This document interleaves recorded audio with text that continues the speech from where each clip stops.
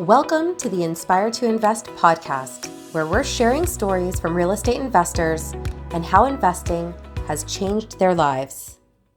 This episode of Inspire to Invest has been brought to you by the Canadian Real Estate Women Association, also known as CREWA. Hey everybody, welcome to the Inspire to Invest podcast. I have Tiffany Dawson here with me today. She also goes by Tiffany the Lender, and she began walking in her purpose as a senior loan officer with New Leaf Funding in Irvine, California.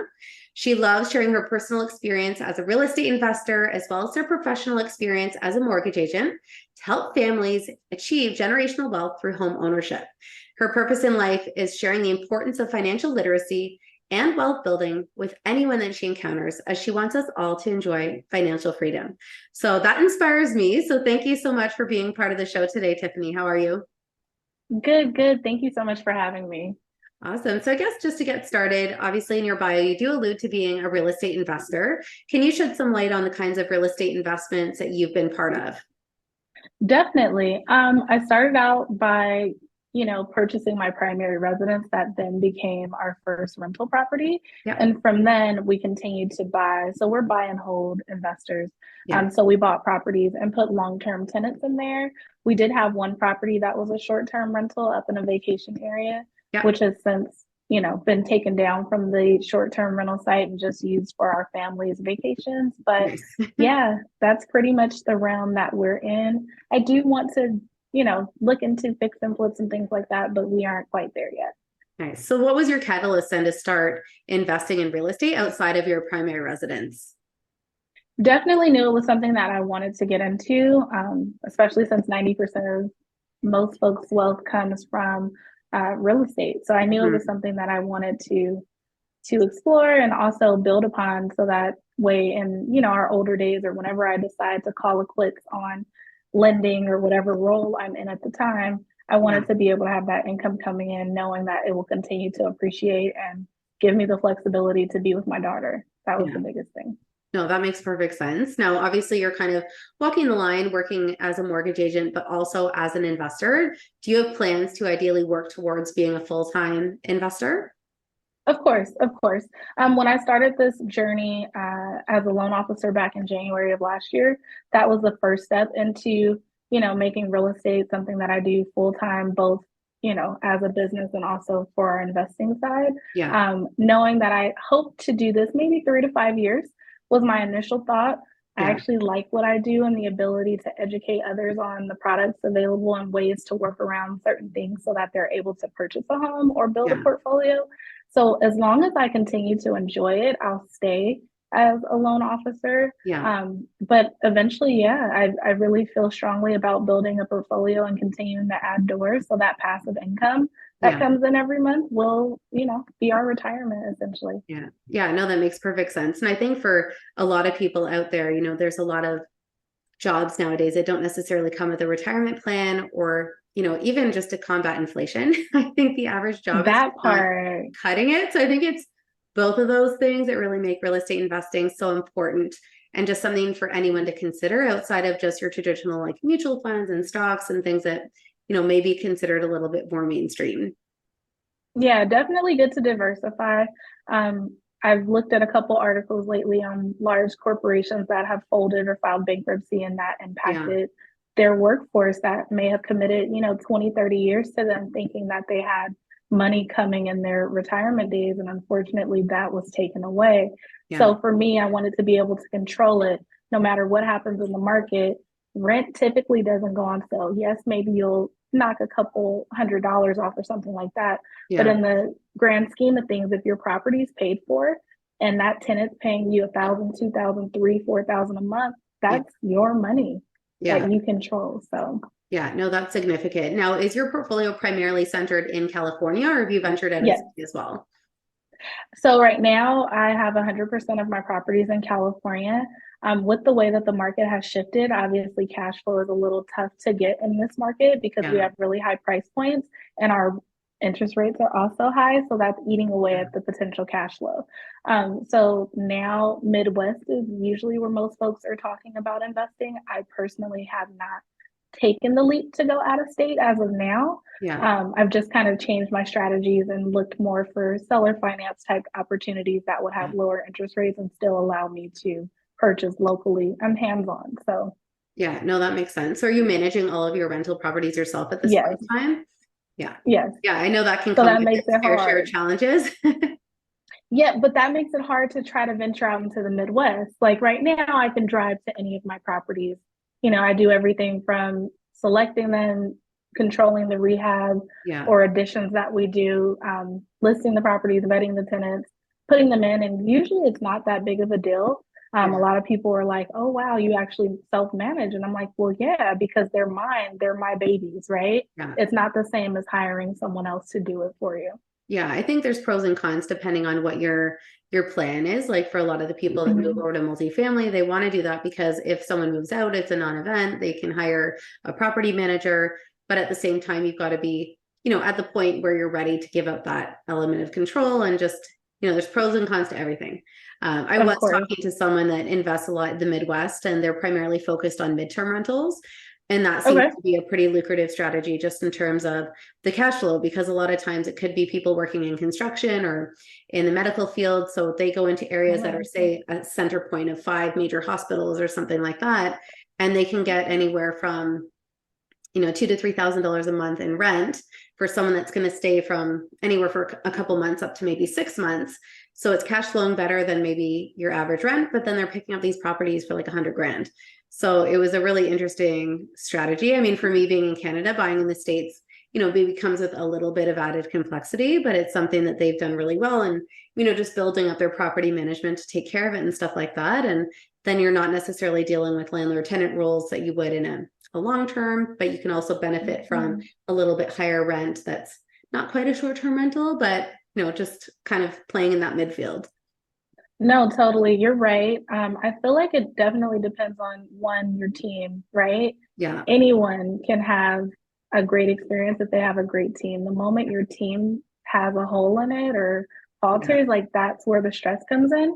And Yeah. that's not something that I've had built up. And I know from the folks I've talked to who have invested out of state, they Yeah. always, focus heavy on you have to build a team. But obviously, in building that, you're Yeah. going to go through some bad apples, right? Yeah. So I'm not at that point yet, but it's high on my list if California continues to be, in the situation that we're in now where it's difficult to find a cash flow. Yeah, no, I can understand that. It's the same way where I live. So I've stayed everything I've bought has actually been out of province for me, just because it's hard to find good cash flowing opportunities and the landlord tenant rules are Okay. really favorable for the tenant. So that can create some really significant challenges here. That's But tough. going back to your portfolio, when you look at, your journey now as a real estate investor so far, what would you say you would look at as something you're most proud of or you feel like is your biggest success so far?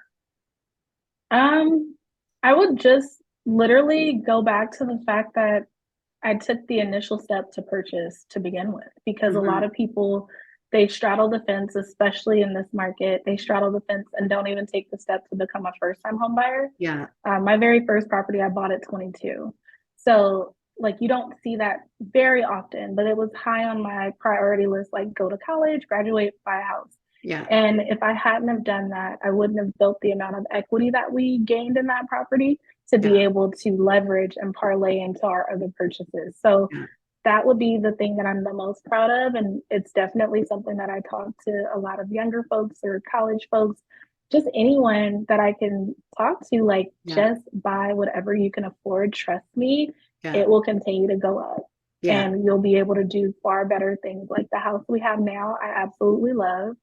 And I don't know that I would have had this house had I not started with all the other ones. Yeah, no, I think that makes perfect sense. That was really high on my priority list once I started working as well. So I completely relate to that. Now, you talked about seller financing. So for anyone that's looking to get in the market that maybe can't qualify for their own financing or doesn't have a big down payment, can you talk a little bit more about how that works and how you've actually found people that are willing to do that for you? It's so funny because I had a couple opportunities come up last week. I work with a number of wholesalers, and of course, you have to find the wholesalers that are going to work well Hmm. with your style. But I've been fortunate to run into a few. So those opportunities presented themselves where the properties were paid off. and the seller wasn't looking to necessarily get all of their profit at one time or Yeah. realize that whole gain and pay taxes on the entire gain. Yeah. Instead, he would be in a position to act as the mortgage servicer. I would pay him a monthly payment. And we had agreed on 5% interest, which right now is hard to find. Um, so, yeah, I would pay him, interest only was our agreement for about 15 years, unless I decided to refinance sooner and completely pay the loan off to Yeah. him and then have someone else take over. As far as like my clients getting those opportunities, most of the ones that I've had come to me for financing or to refi out of seller finance, it was from relationships that they had, whether a neighbor who, you know, may just want to get cash flow every month and not Yeah. have the headache of doing the maintenance and all those things. Yeah. I had a call come in yesterday. The young lady went door knocking. She's an investor and she does a lot of flips. Yeah. She just happened to fall in love with one of the properties and decided that maybe she would keep it Yeah. and use traditional financing, or maybe she would do seller financing, Yeah. whichever one made more sense for her. Yeah. I think in this day and age, just with, just the high cost of real estate, I'm not sure what is. I'm sure California is expensive. I mean, for us here, it's hard to even find a townhouse below $1 million, right? But I Oh, think really the, wow. the point is you just have to get creative and think outside of the box, right? And find people that are maybe taking advantage of these strategies so that you can learn how Mhm. you can take advantage of them as well. Now you look back at some of the challenges that you've had. What do you think is one of the biggest obstacles that you've had to face and overcome? Biggest obstacles, I would probably say, in between having the condo and moving on to our next property, we were self-employed. And if Canada is anything like the US, with self-employed folks, obviously you're getting the income and then you need to report it and Yeah. then have a tax bill. And no one wants the tax bill as an entrepreneur. They're trying to Yeah. figure out what all they can deduct so that way they're minimizing their liability. Yeah. And that doesn't put you in the best position to purchase because Yeah. now it looks like your income Yeah. is below what you need to qualify. So Yeah. I think that was a really huge obstacle for us and it held us back from being able to actually purchase more properties sooner. Yeah. Um, Obviously, once the market corrected itself from the '09 crash or '08 crash, and some of those more non-traditional loan products came around. Yeah. We actually used a bank statement loan recently to purchase our house that we have now. And had I known about, some of the alternative options, but again, I wasn't in the right circles or wasn't connected with the correct people Yeah. to be able to present all those opportunities for me. So every time I hear something that may be an obstacle for someone, I'm always trying to figure out how can I get a solution to Yeah. fix that problem. Yeah, no, I mean, I completely understand that. I had my own business for 18 years. So Okay. when I bought my very first home in 2007, I guess it was, I had a blended income for 1 year and they would only look at one source of income. So even though the income was stable for a few years, they looked at it like the income went from here to here, from 1 year to the next. And, they perceived me as higher risk. So that was some challenges. And then even 4 years later, when we moved, they wanted 30% down instead of 20% down just because I was self-employed. And I was like, well, that doesn't make any sense. And I needed the money liquid for renovation. So I ended up going the route of a traditional bank. And I had a friend there that was able to, work her magic and make it happen because the other broker was, trying to get me to put up a lot more. So it's hard enough being an entrepreneur. I don't know why they make it so much harder. So, But that's where you definitely have to tap into your network and just continue to push your agenda, right? If you're yeah, looking for something and maybe one person is unable to offer those products because yeah, like you said, your friend at the bank had something that yeah, this other broker didn't, and that's common. You just have to continue to push forward. There may yeah, be a solution or at least a plan that you can tweak a little bit to get where yeah. you're trying to go. Yeah, no, absolutely. Now, would you say, what would you say is the biggest lesson that you've learned so far? The best lesson that I've learned, I would definitely say in being a real estate investor is to properly vet your tenants. Mm-hmm. Um, they say the best lesson is a paid lesson. Yeah. So I moved a little fast one time and let someone move in. She gave me a sob story on being, a single mom and needing somewhere for her kids. And of course that hit my heart. So I'm like, okay, move in. That was the worst decision I could ever make. So moving forward, I've continued to vet folks the same way I would for someone I'm pre-approving for a Yeah. loan. I ask for Yeah. all of that documentation and follow up to make sure it's all accurate. To Yeah. do your best. Yeah. No, that makes perfect sense. So on that note, we're just going to take a really brief break for a word from our sponsors, and we'll be right back.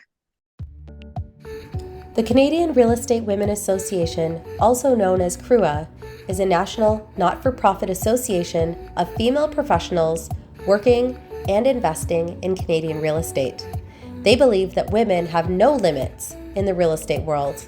They're looking to connect with leaders in the industry who will share the strategies that they use in real estate, along with exclusive details of their life experience, which are important for consistent personal and professional growth and happiness. To learn more, go to crua.ca.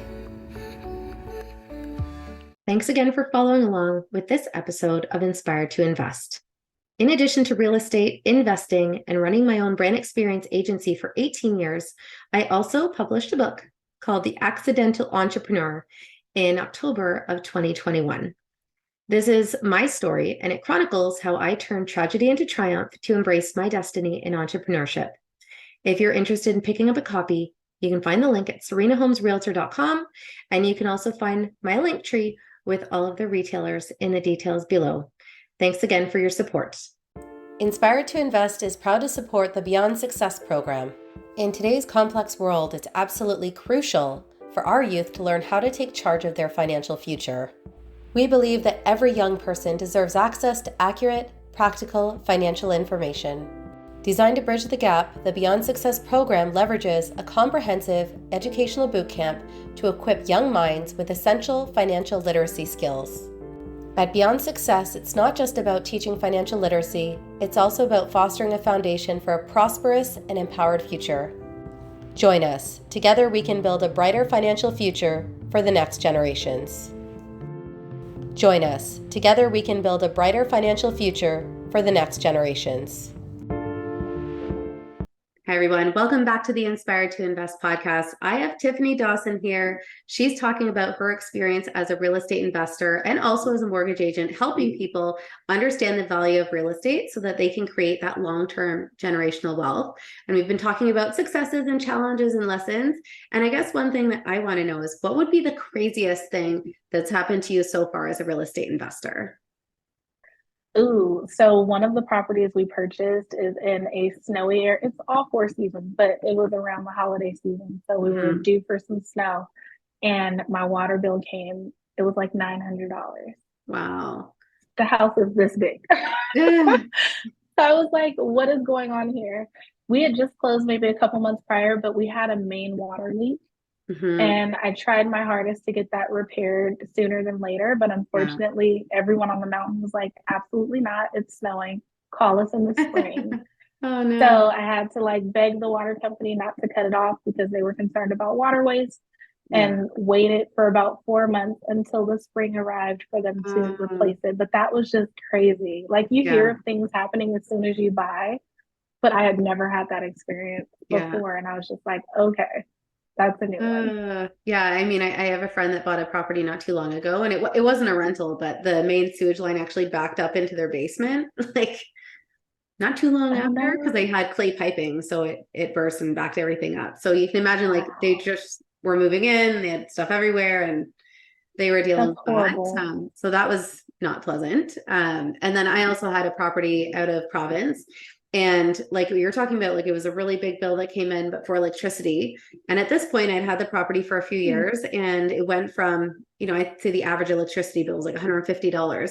And it went from 150 to like 700, 1100, 1500. And month over month, it kept going up. Electricity. And I said to the property manager, like, you have to go in. Like, this makes no sense. Like, this isn't an incremental increase. This is like huge increases. Like, do they have a grow up? Like, what is happening? Yeah, that's definitely what it sounded like. Yeah, that's a good thing. So they actually ended up going in, and it turned out that they put a big space heater in the garage because the temperatures get so cold in Edmonton. They were worried about their cars not starting in the morning because of the batteries dying. So, space heaters obviously use a tremendous amount of electricity. So it just kept on significantly impacting the bill. So they got it resolved. They ended up paying the difference and stuff like that, because that was at the time that was only cash flow maybe $300 or $400 a month. So an electricity bill of that size was not happening. So, but it No, took that's time. It took 3 horrible. months for the property manager to go in and check it out. So, going back to your point about teams, I think that's obviously so important. Now, I guess to this point, have you had any experience with like coaching or mentors to guide you through your experiences as a real estate investor? Yeah, so one of my really good friends from high school actually was an investor prior to me becoming one. And she kind of showed me everything that she did and just how she had built her portfolio and encouraged me to just be coachable and follow along on the journey and just Yeah. trust her guidance. Obviously, researching on my own and making sure it made sense, but just at the point where I was really scared and like ready to go, but still wanting to like hold back just a little. She Yeah. gave me that nudge and I followed the plan, and like literally my income is 6 times more from the rentals that I have now compared to what I had when I started. Yeah, no, that's smart. What would you say is the best advice that you've received so far? Best advice is just to continue to buy in any market because we know that the appreciation will continue to occur. Interest Yeah. rates are going to do what they do, right? They're going to go up and down. But one thing that's not going to change, like I said before, is the rent, right? Like the rent is not really going to go on sale. If anything, I'm very consistent in doing, Yeah. incremental increases as the leases expire, or when I put it back on market, Yeah. I do list at the market price. So that's never going to change. So I know that I just have to continue to move forward with it, Yeah. knowing that I'll refi at some point when rates pull back. Yeah, no, that makes sense. Now, what would you say is next for you in terms of growing your portfolio? Um, I would probably say just exploring other options. Like I stated about the seller financing was one that I had never thought about before, but now I'm looking more into it, and I've been in contact with a number of folks who are looking into it and have questions about it as well. Yeah. Just because it's a solution for now. Of course, there's going to be pros and cons with anything, so that's one. The other thing I would say is just definitely looking at exploring other markets that are a little bit further. Yeah. But I don't quite want to do that alone. I'd like to do that. Like my friend, for example, that I was telling you helped build my portfolio, had looked into buying in the Midwest. And had she done that, then okay, I'll go buy where she buys. We build our team together. Yeah. So that way I have someone that I can work with and bounce ideas off of to make sure that we're getting the best possible. Or if I needed to fly out, check on her properties or vice versa, she would go check on mine and just have somebody so I wasn't completely alone in uncharted waters. Yeah, no, I think that makes sense because I think when you are, whether you're an entrepreneur or an investor, sometimes it can be really isolating. So I can see why in some situations you'd want to partner with someone depending on exactly what you're trying to do. Now, do you have a particular financial freedom number in mind? And that could be like number of doors, cash flow, income. So initially I was just really focused on number of doors because especially when you listen to other folks, they're like, okay, you need this many doors at $300 cash flow. California is not just $300 cash flow in a traditional interest rate market. So I had a dollar amount in mind, but with inflation and everything else, that's totally out the window. Yeah. So now I would say it's closer to about 30,000 a month is what I would like to have. Yeah. If my main property was paid for and if I pay my car off, ideally it would be 30,000. Okay, nice. And then I guess in terms of motivational quotes, what would you say is something that inspires you? That's a tough one because I had it in my mind and then I didn't. One of the biggest things that I just always quote when I talk to folks and even when I'm talking to myself is like, buy now, don't wait to buy, It's just buy and wait until the rates come down, but don't wait to buy. The prices are going to continue to increase, especially when rates drop. And that's my fear is for anyone who is in a position to purchase now and not doing it simply out of concern for the number that the interest rate is at. I want them to be more concerned with the purchase price that will come once that interest rate gets to the number that they want. Yeah, no, that makes perfect sense. Now, for anyone that wants to connect with you, what's the easiest way for them to get a hold of you? Definitely Instagram would be the first. It's pretty simple, Tiffany the Lender, just like you see here. And also my website is www.tiffanysthelender.com. Okay, perfect. Awesome. Well, thank you again for being here today. And for anyone that's watched and they'd like to see more episodes of Inspired to Invest, please make sure that you like, comment, and subscribe so you don't miss anything. You can also follow along on Instagram at Inspired to Invest Podcast. Thank you so much for being here today, Tiffany. And of course, for anyone that's tuning in, either on YouTube or on your favorite audio streaming platform. And remember, when you invest in yourself, the sky's the limit. Thank you, Serena. Oh, thank you. I'm just going to hit stop. Thank you again to the Canadian Real Estate Women Association for bringing you this episode of Inspired to Invest. The views represented on this podcast are for general information only and does not constitute investment or other professional advice or an offering of securities. The host and guests featured on Inspired to Invest make no representations as to the performance of any particular investment. Should you decide to make an investment, you are responsible for conducting your own review and analysis. It is recommended that you obtain independent legal, accounting, and tax advice from licensed professionals.